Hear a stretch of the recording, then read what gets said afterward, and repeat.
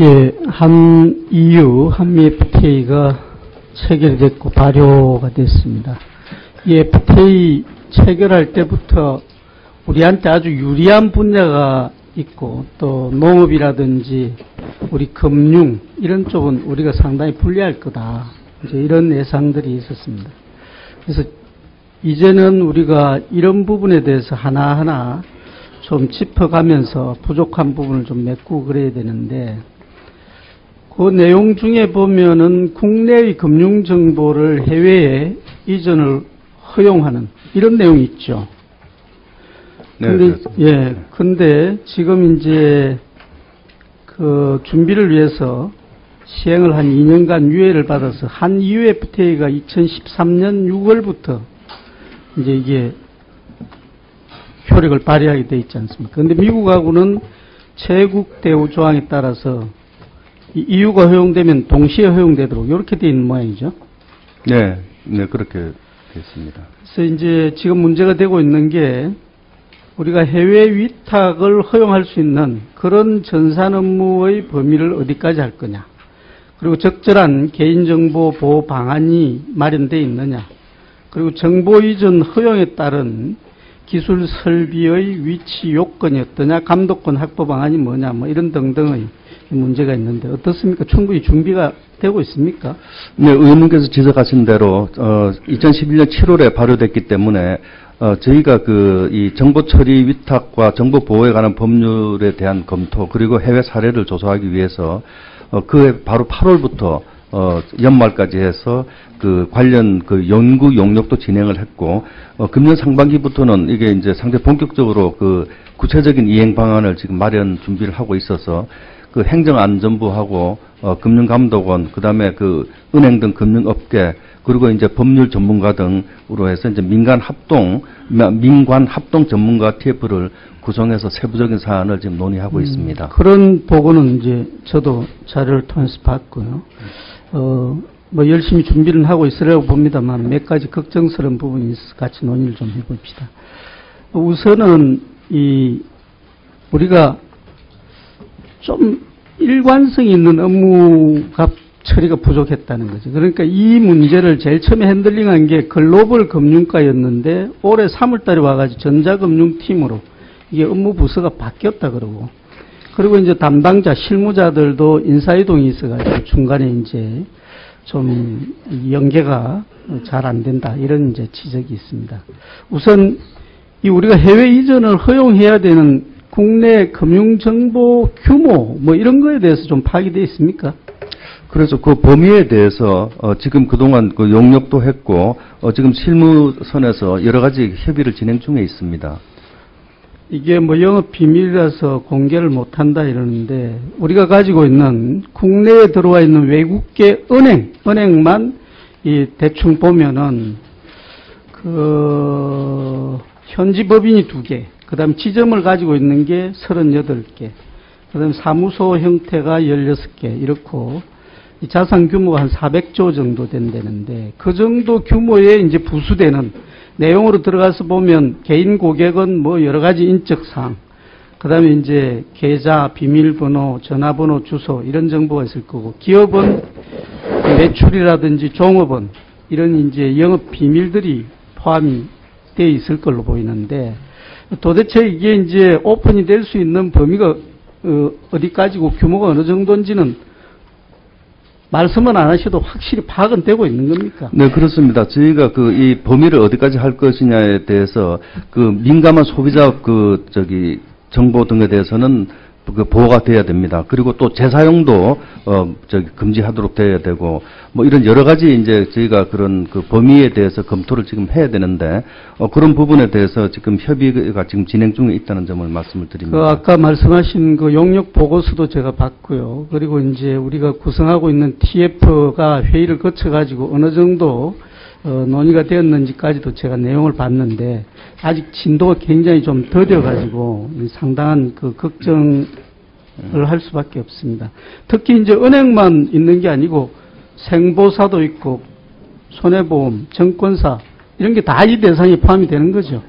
네, 그렇습니다. 그래서 지금 아까 의원님께서 지적하신 대로 처음에 글로벌 금융과에서 이 종합 업무를 하도록 했다가 저희가 그 IT 그 전자금융팀을 새로 발족을 시켰습니다. 발족을 시키면서 이 업무를 총괄할 수 있도록 그렇게 업무도 조정을 하고 또 인력도 보강을 해서 이 부분에 대해서 검토를 하고 있다는 점 말씀드립니다.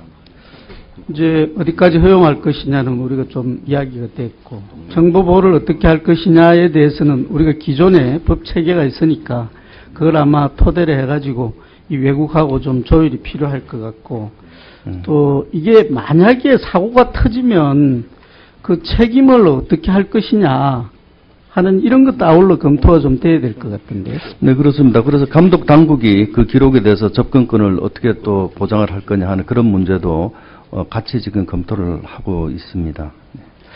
8개월밖에 안 남았는데 지금 시간이 충분치는 않은 것 같은데 좀 더 속도를 내가지고 각계의 의견도 좀 수렴하고 그래야 될 것 같습니다. 네. 보고서에 보니까 뭐 TF에 업계 사람이 2명인가 들어와 있다 이렇게 하는데 그 사람들이 그 업계를 대표성 있는 사람일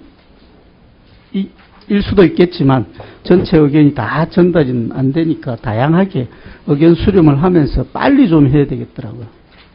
네, 네, 잘 알겠습니다. 그런 부분에 대해서 저희가 재점검을 해서 의원님 걱정하시는 그런 부분을 충분히 저희가 반영을 해서 추진하도록 하겠습니다. 이 지역자금의 역외 유출이 심각하다라는 이런 이제 데이터를 가지고 저희들이 저번에 언론에다가도 좀 우리가 내용도 좀 릴리스를 하고 그랬는데 가장 최근의 시점이 2009년 9월인 것 같아요. 이 시점을 기준으로 해가지고 제가 질문을 좀 하겠습니다. 수도권은 역시 이제 경기, 서울은 이런 현상의 예외인 것 같고요.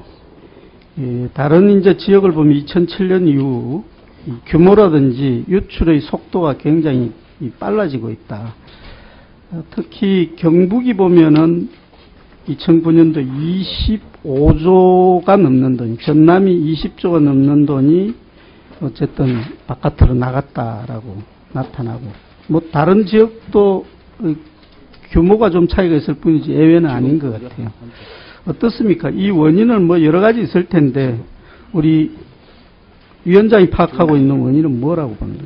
네, 아무래도 의원님께서 지금 지적하신 대로 그런 현상이 있는 것은 사실인데 이것은 지금 지역별로 보면 수도권 경제 집중 때문에 그런 것이 아닌가 생각을 합니다. 지금 지역별 GDP를 보면 저희 수도권이 48%고 비수도권이 지금 52%입니다. 그런데 지역별 대출 비중을 보면 수도권이 66%, 비수도권이 34% 이렇게 이제 운영이 되고 있는데 이 실물 경제 기반이 아무래도 수도권에 너무 집중돼 있지 않냐 이런 그런 생각입니다. 그러니까 그런 면도 분명히 있을 거고, 두 번째는 이제 이 신용도의 격차라 그럴까? 아무래도 사업이 잘 되는 쪽에 있는 기업이나 무슨 가게들이 신용도가 높으니까 은행이 쉽게 이제 그쪽에 돈이 나가고, 지방의 경우는 그 반대로 이제 봐야 될 거고.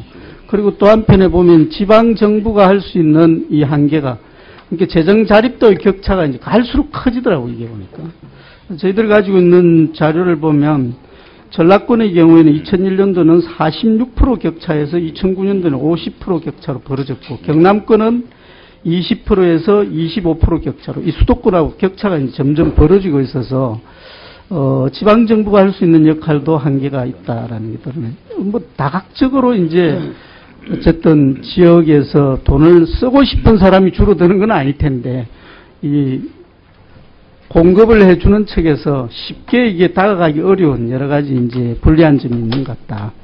그래서 정부에서 지역 신용 보증 제도도 만들고, 한국은행에서 총액 한도 대출 이제 이걸 해가지고 중소기업도 뭐 좀 많이 대출을 늘리고 이러긴 합니다만, 이것만 가지고는 좀 어려움이 분명히 있는 것 같아요. 요즘 말하는 이 경제민주화, 소위 말하는 경제적 약자를 위해서 이런 경우에는 보호하고 육성하고 지원할 수 있는 방책을 만들어줘야 되는 거지.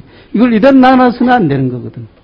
그러면 자금의 속성에 반하는 그런 이제 뭔가 제도적 뒷받침이 돼야 되는. 돈이야 돈 있는 대로, 이익 있는 대로, 그 다음에 그 위험성 없는 대로 이렇게 다 가게 돼 있는 거 아닙니까? 그럼 이걸 거꾸로 해줘야 되는 거예요. 지역의 경우에 담보를 좀 더 은행들이 확충할 수 있는 무슨 방안을 만들어주고, 그 다음에 거기에 돈을 투자를 했을 때 1분만 더 하겠습니다. 보장될 수 있는 쪽으로 해줘야 되고, 이게 우리가 말하는 경제민주 아니겠어요? 아니면은 아예 수도권에 돈이 못 들어오도록 수도권을 갖다 콱 묶어야 되는데, 그건 내가 보기엔 안 될 것 같고. 그래서 이 리스크를 줄이고 이익을 늘릴 수 있는 지방에 이런 이제 제도적 정비가 뒤따라야 된다. 그래서 이게 미국에서 시도를 했다가 뭐 성공했는지는 제가 이야기는 듣지 못했습니다만 지역 재투자법인가 하는 게 있다던데 이야기는 들어보셨죠? 네, 들어봤습니다. 네. 그 내용이 제가 뭐 정밀하게 검토를 안 했습니다만 결국은 이런 방향이 아니겠느냐 싶은데 아직까지 제가 듣기로는 이런 방향의 입법을 우리 이제 정치권에서 논의된 적은 없다고 봅니다만 금융위원회에서는 어떻습니까? 이런 법안이 제안이 되면은 여기에 대해서 뭐 어떻게 입장을 정리를 할까요? 네, 미국하고 이제 한국이 여러 가지 이제 여건은 좀 다른 점은 있다라고 생각을 합니다. 예를 들면 지역 분권화의 정도라든지, 그 다음에 수도권에 대한 집중도라든지 여러 가지 환경이 다르기 때문에 뭐 일률적으로 말씀을 드리긴 어렵습니다만은, 예를 들면 미국과 같은 이런 노력의 이 노력하는 이런 정책적인 자세는 저는 필요하다고 생각을 합니다. 그래서 결국은 우선 실물 경제에서 지역 균형 발전을 위한 시책이 지속돼야 되고 저희 금융 부분에서도 지역 금융 그리고 지방 금융을 보다 활성화하기 위한 여러 가지 제도적 장치를 좀 이렇게 정비할 필요가 있지 않냐 이렇게 생각을 하고 있습니다. 예, 수고하셨습니다.